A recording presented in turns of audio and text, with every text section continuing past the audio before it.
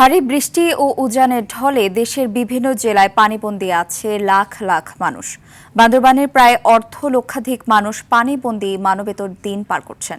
জেলার প্রধান সড়কগুলো তলিয়ে যাওয়ায় যোগাযোগ ব্যবস্থা সম্পূর্ণ ভেঙে পড়েছে। জেলার শহরের পানিবন্দী এলাকার প্রায় প্রতিটি ভবনের নিচতলা পানির নিচে তলিয়ে আছে। পানিতে ডুবে আছে রাঙামাটি ও খাগড়াছড়ির নিম্নাঞ্চল। শনিবার কক্সবাজারে পাহাড় ধসে এক গৃহবধূ ও পানিতে ডুবে 2 শিশুর মৃত্যু হয়েছে। বন্যায় টানা 7 দিন ধরে দুর্বিষহ জীবন পার করছেন জেলার প্রায় 2.5 লাখ মানুষ।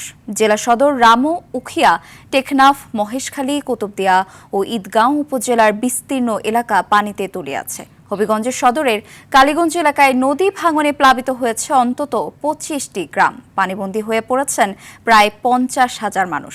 সবচেয়ে বেশি ভোগান্তিতে পড়েছেন বিশুদ্ধ পানির খাদ্য সংকটে থাকা বানভাসীরা।